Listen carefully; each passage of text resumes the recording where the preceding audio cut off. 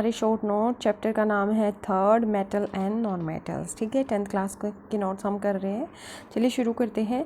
जो एलिमेंट्स हैं, जितने भी एलिमेंट हमारे अर्थ पे प्रेजेंट हैं, उनको हम क्लासीफाई कर सकते हैं मेटल और non metal on the basis of their property. जो उनकी प्रॉपर्टीज़ होती हैं, फिजिकल केमिकल प्रॉपर्टीज़, उनके बेस पे हम क्लासीफाई कर सकते हैं। देखिए फिजिकल प्रॉपर्टी कैसी होती है, जैसे उनका अपीयरेंस है या फिर उनका कोई हार्डनेस है। ठीक है, या फिर अगर हम उनको किसी चीज़ में कन्वर्ट कर सकते हैं, जैसे वायर्स में या फिर उनको शीट्स में, उस बेस पे। ठीक है, जो मेटल होते हैं प्योर स्टेट में उनका शाइनिंग सरफेस होता है, उस प्रॉपर्टी को कहते हैं मेटालिक लस्टर। ठीक है, आपको ये आसान लगे और आपको इजीली याद हो जाए, पता चल जाए कि इस स्लाइड में क्या है आपके लिए, उसके अकॉर्डिंग मैंने इसका कलर चेंज कर दिया है। ठीक है, मेटल्स जनरली जो होते हैं हार्ड होते हैं। ठीक है, मेटल जो है can be beaten into thin sheets, उनको थिन शीट्स में कन्वर्ट कर सकते हैं। इस प्रॉपर्टी को कहते हैं मैलिएबिलिटी। जैसे गोल्ड और सिल्वर हैं जो मोस्ट मैलिएबल मेटल हैं। ठीक है, तो ये क्वेश्चन बन सकता है कि सबसे ज़्यादा मैलिएबल मेटल कौन से हैं, गोल्ड और सिल्वर, आपको पता होना चाहिए। उसके बाद आता है जो एबिलिटी है मेटल्स की, जिसे हम उसे वायर में कन्वर्ट कर सकते हैं, उसे डक्टिलिटी कहते हैं। इसको याद कैसे करोगे? देखो, शीट्स में कन्वर्ट करते हैं, जैसे बेड शीट होती है, वो क्या होती है, मैली हो जाती है। ठीक है, वो मैलिएबल प्रॉपर्टी है। जो डंक होता है, जो कोई भी आंट का डंक लगा लो या कुछ लगा लो, मेटल्स को अगर हम वायर में कन्वर्ट कर सकते हैं। वायर भी कैसे होती है, वायर चुभ सकती है ना, डंक जैसी होती है, तो वो मैलिएबिलिटी को डक्टिलिटी, जो वायर्स में कन्वर्ट करने की प्रॉपर्टी है उसे डक्टिलिटी बोलते हैं।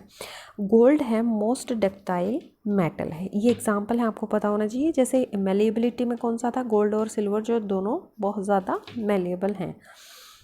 जो सिर्फ डक्टिलिटी की प्रॉपर्टी है वो गोल्ड की सबसे ज़्यादा है।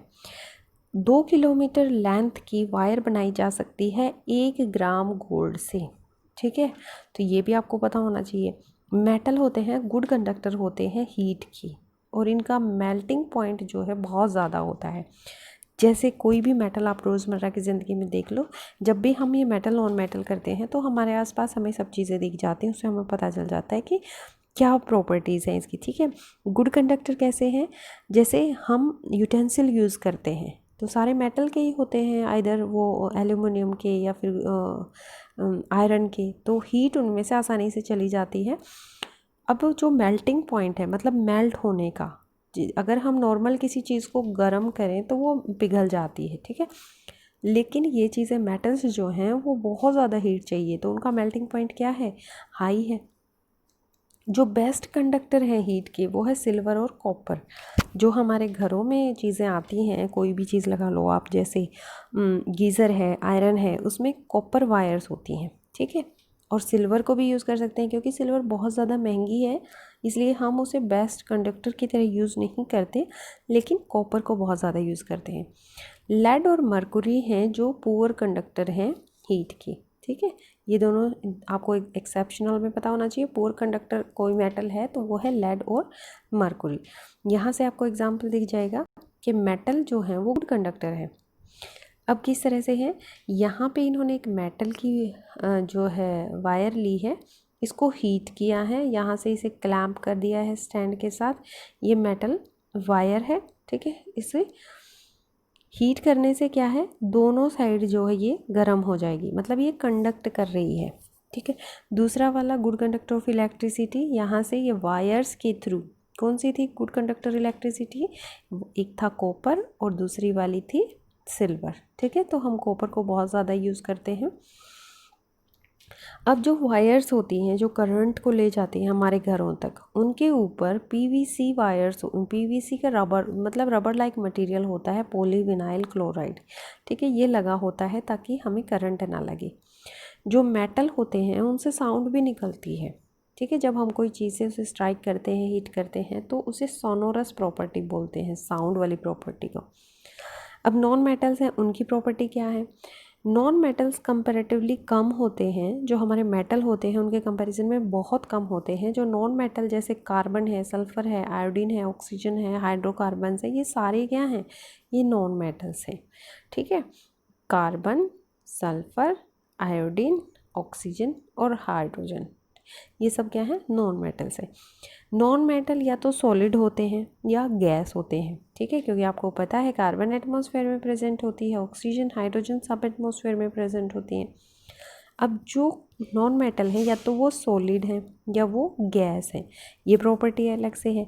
जैसे ब्रोमीन है, एक वो ऐसा है जो लिक्विड है, ऐसे एक सॉलिड है, नहीं ऐसे एक मेटल है जो लिक्विड होता है, वो कौन सा है, वो है मरकुरी, ठीक है। वैसे तो मरकुरी मेटल है लेकिन वो लिक्विड फॉर्म में मिलता है। इस तरह से नॉन मेटल की वैसे इसने दो प्रॉपर्टी बताई कि या तो वो सॉलिड होते हैं या गैसेस होते हैं, लेकिन जो ब्रोमीन है वो ऐसा है नॉन मेटल जो कि लिक्विड होता है। We can not group elements according to their physical properties alone as there are many exceptions. हम सिर्फ इनकी फिजिकल प्रॉपर्टीज़ के बेस पे अलग नहीं कर सकते। जैसे सभी मेटल्स जो होते हैं सिर्फ मरकुरी को छोड़ के वो सॉलिड होते हैं रूम टेम्परेचर में। मरकुरी क्या होता है, लिक्विड होता है।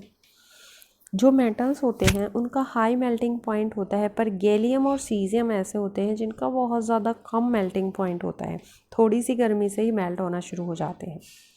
अगर आप इनको गैलियम को और सीजियम को हथेली पे रखेंगे तो भी ये पिघल जाएंगे, ठीक है। तो ये दो मेटल ऐसे हैं जिनका मेल्टिंग पॉइंट बहुत ज़्यादा कम है, अदरवाइज सभी मेटल्स का मेल्टिंग पॉइंट कितना होता है, बहुत ज़्यादा होता है, ठीक है। अब ये तीनों चीज़ें देखिए, गैलियम, सीजियम और पाम, ठीक है। पाम क्या है, हथेली, है ना। सीज मतलब आप ये लगा सकते हो कि थोड़ा सा नमी आ जाते ही गीली हो जाती है, ठीक है। हथेली सीज कर गीली हो जाती है, पाम, सीजियम, गैलियम, इस तरह से याद करोगे। आयोडीन एक ऐसा नॉन मेटल है जो लस्चरस होता है, जिसमें चमक होती है, ठीक है। आयोडीन में चमक होती है, बाकी में नहीं होती। अब देखो, कार्बन एक ऐसा नॉन मेटल है जो एग्जिस्ट करता है डिफरेंट फॉर्म्स में। Each form is called allotrope. Carbon की जितनी भी फॉर्म होंगी उनको एलोट्रोप कहते हैं। जैसे डायमंड एक एलोट्रोप है, ठीक है। उसके बाद ग्रेफाइट एक एलोट्रोप है। डायमंड जो है इसकी भी एक प्रॉपर्टी आपको याद रखनी है, हार्डेस्ट नेचुरल सब्सटेंस है ये, बहुत ज़्यादा स्ट्रॉन्ग होता है ये, ठीक है, हार्ड है, सबसे ज़्यादा हार्ड है। और इसका हाई मेल्टिंग पॉइंट होता है, बॉइलिंग पॉइंट भी बहुत ज़्यादा होता है। अब ग्रेफाइट एक अनदर एलोट्रोप है कार्बन का जो कि कंडक्ट करता है इलेक्ट्रिसिटी। पता चल गया आपको, बहुत सारी नई बातें पता चल रही हैं। देखो, ये सारे जो चीज़ हम पढ़ रहे हैं अभी, ये नॉन मेटल्स हैं। अभी तक हमने नॉन मेटल में क्या पढ़ा कि जो नॉन मेटल होते हैं वो कम होते हैं कंपैरेटिवली मेटल्स के, ठीक है। नॉन मेटल में carbon, sulphur, iodine, hydrogen, oxygen सब कुछ आता है। अब नॉन मेटल जो है या तो सॉलिड होते हैं या गैसेस होते हैं। लिक्विड में कौन सा नॉन मेटल है, वो ब्रोमीन है, ठीक है। अब जो नॉन मेटल्स हैं हम उनमें एक्सेप्शनल केसेस की स्टडी कर रहे हैं। जैसे मेटल्स हैं उनका हाई मेल्टिंग पॉइंट होता है, लेकिन गैलियम और सीजियम ऐसे मेटल हैं जिनका मेल्टिंग पॉइंट लो होता है। आयोडीन एक ऐसा नॉन मेटल है जिसमें लस्टर होता है, चमक होती है। कार्बन एक ऐसा नॉन मेटल है जो डिफरेंट फॉर्म में होता है, जिसके हर एक फॉर्म को एलोट्रोप कहते हैं। और डायमंड एक ऐसा एलोट्रोप है जो हार्डेस्ट नेचुरल सब्सटेंस है और जिसका हाई मेल्टिंग और बॉइलिंग पॉइंट होता है। ग्रेफाइट एक दूसरा एलोट्रोप है कार्बन का जो गुड कंडक्टर है इलेक्ट्रिसिटी का। एल्कली मेटल्स की बात करते हैं। एल्कली मेटल में लिथियम, सोडियम, पोटेशियम ये आता है। ये इतने ज़्यादा सॉफ्ट होते हैं कि हम इन्हें चाकू से काट सकते हैं, ठीक है, एल्कली मेटल्स को। They have low densities and low melting point. इनकी डेंसिटी बहुत ज़्यादा कम होती है और इनका मेल्टिंग पॉइंट भी बहुत कम होता है। एलिमेंट्स जो होते हैं क्लियरली क्लासीफाई कर सकते हैं इनको मेटल और नॉन मेटल में, किसके बेस पे, केमिकल प्रॉपर्टीज़ के बेस पे। हमने पहले मना किया था कि सिर्फ फिजिकल बेसिस पे उनका मेटल और नॉन मेटल नहीं डिफाइन कर सकते, केमिकल प्रॉपर्टीज़ के बेस पे उन्हें क्लियरली डिफाइन कर सकते हैं हम मेटल में और नॉन मेटल में, ठीक है। क्योंकि केमिकल प्रॉपर्टी बहुत ज़्यादा क्लियरली डिफाइन करती हैं किसी की भी ओरिजिनल नेचर को। जो मोस्ट नॉन मेटल्स हैं वो एसिडिक ऑक्साइड बनाते हैं, ठीक है। जब उनको पानी में डिज़ोल्व करते हैं तो वो एसिडिक ऑक्साइड बनाते हैं, लेकिन जो मेटल होते हैं वो बेसिक ऑक्साइड बनाते हैं, ठीक है। इसीलिए जब मेटल के यूटेंसिल हम यूज़ करते हैं तो उससे कुछ एसिड नहीं निकलता, क्योंकि वो बेसिक ऑक्साइड बनाते हैं। याद रहेगा ना, मेटल से याद कर लेना कि मेटल को हम खाने की चीज़ें बनाने में इस्तेमाल करते हैं, उनसे बेसिक ऑक्साइड बनते हैं, इसलिए हम उनको यूज़ कर सकते हैं। अब ये जो आपके टेक्स्ट बुक के क्वेश्चंस हैं हम इनको कर लेते हैं साथ साथ। देखिए, अब आपने एक ऐसा मेटल बताना है जो लिक्विड होता है रूम टेम्परेचर पे। तो इसका क्या बताया था मैंने, मरकुरी।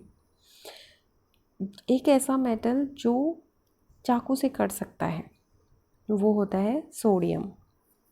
और बेस्ट कंडक्टर ऑफ हीट कौन सा मेटल होता है, सिल्वर। और दूसरा क्या पढ़ा था हमने, कॉपर। हम कॉपर भी लिख सकते हैं, लेकिन सिल्वर अगर ऑप्शन में है या फिर आपको याद आ जाता है जल्दी से, चांदी जो होती है वो अच्छा कंडक्ट करती है हीट को। पुअर कंडक्टर में क्या आता है, लेड। और दूसरा क्या आता है, मरकुरी। अब आपने मीनिंग बताना है मेलिएबल का और डक्टाइल का। मेलिएबल मैली शीट है ना, मेलिएबल मैली शीट, और डक्टाइल में डंक। डंक कैसा, वायर जैसा, ठीक है। मेलिएबल वो होता है जिस मेटल को हम बीट करके थिन शीट्स में कन्वर्ट कर सकते हैं, और डक्टाइल वो होता है जिसकी हम थिन वायर्स बना सकते हैं, ठीक। अब जो केमिकल प्रॉपर्टीज़ है मेटल की, ये बहुत परेशान करती है बच्चों को, लेकिन आप बार बार अगर इनको पढ़ोगे सुनोगे तो आपको याद हो जाएगा। जब हम किसी मेटल को एयर में बर्न करते हैं तो क्या होता है, जब मेटल को एयर में बर्न करते हैं तो मेटल ऑक्साइड बनाता है ऑक्सीजन के साथ कंबाइन करके। जब कॉपर हीट करते हैं एयर में, ये भी ऑक्सीजन के साथ कंबाइन करता है कंबाइन करके, और कॉपर ऑक्साइड बनाता है, ठीक है। एल्यूमिनियम भी एल्यूमिनियम ऑक्साइड बनाता है। तो आपको क्या समझ में आया, जितने भी मेटल होते हैं ऑक्साइड बनाते हैं, लेकिन वो बेसिक नेचर के होते हैं। समझ गए, हमने अभी अभी करा था। उसके बाद मैंने ये पूरा उठाया है NCERT की बुक से, ताकि आपको ये ना रहे कि बुक नहीं पढ़ी, पता नहीं बुक में क्या था। तो ये इंपॉर्टेंट जो चीज़ें थी वो मैंने ले ली। We have learn that metal oxides are basic in nature. जो मेटल ऑक्साइड्स होते हैं सारे बेसिक नेचर के होते हैं, पर कुछ मेटल ऑक्साइड्स जैसे एल्यूमिनियम ऑक्साइड है या जिंक ऑक्साइड है, ये एसिडिक भी नेचर शो करते हैं और बेसिक नेचर भी शो करते हैं। ऐसे मेटल ऑक्साइड्स जो रिएक्शन करते हैं एसिड्स के साथ भी और बेसिक के साथ भी, वो सॉल्ट एंड वाटर प्रोड्यूस करते हैं और उनको एम्फोटेरिक ऑक्साइड्स बोलते हैं, ठीक है। ये एग्जाम्पल भी आपने याद रखने हैं कि कौन से हैं जो एम्फोटेरिक नेचर के ऑक्साइड हैं मेटल्स के। तो कौन से हैं, एल्यूमिनियम ऑक्साइड और जिंक ऑक्साइड। अब है डिफरेंट मेटल्स जो होते हैं डिफरेंट रिएक्टिविटी ऑक्सीजन की तरफ शो करते हैं।